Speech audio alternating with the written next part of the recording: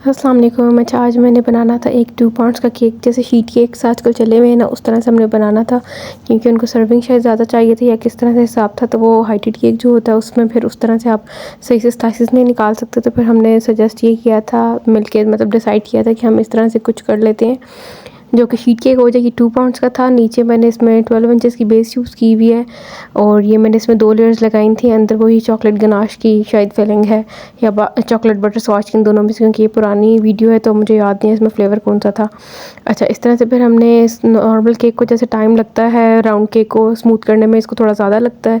एक दफ़ा ये स्मूथ हो गया था तो फिर उसके बाद मेरी दरमियान में दोबारा ऊपर इसके टॉप पे हाथ लग गया था, तो फिर मैंने इसको दोबारा से सीधा किया और काफ़ी टाइम के बाद 30-35-40 मिनट के बाद जाके ये इसके एजेस जो हैं थोड़े बेहतर हुए थे। अभी भी इतने बेहतर तो नहीं हुए हुए, लेकिन इतने मैंने कर दिए थे कि जितने ओके हाँ जी, अब इससे ज़्यादा जो ज़रूरत नहीं है, मतलब इससे काम चल सकता है।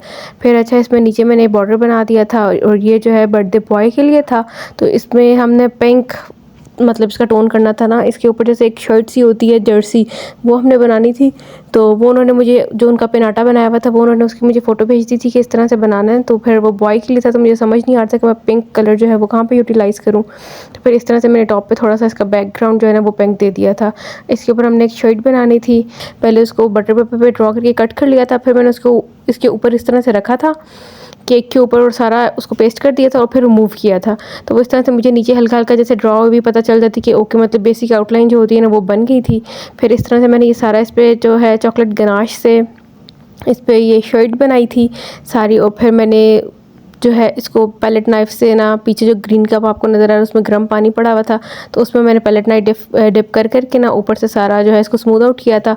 फिर वही पिंक क्रीम जो है वो पाइपिंग बैग में मैंने लेके इसके ऊपर सारा जो डिटेलिंग है नीचे, जैसे आपको फ़ोटो में नीचे नज़र आ रहा होगा कि मैंने शर्ट, एक पेनाटा सा पड़ा हुआ है, वो जो शर्ट नहीं बनी हुई वो वाली बनानी थी साइड पे।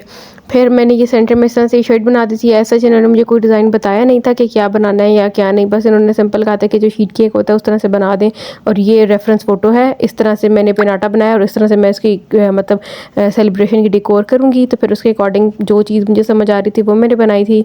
फिर इसके ऊपर मैंने सारी डिटेलिंग दे दी थी क्रीम के साथ ही, और इसके ऊपर हमने लिखना था happy 14th birthday, I guess, अब मुझे याद नहीं, हैप्पी 14th उसामा या उस्मान, इस तरह से कुछ लिखना था, जो कि मुझसे सही नहीं लिखा गया था। फिर मैंने दोबारा से इस पे पहले सेंटर में 14th लिख दिया था, फिर मैंने उस आगे नाम लिख दिया था उस्मान, और साइड पे फर्स्ट पे जो है हैप्पी लिख दिया था।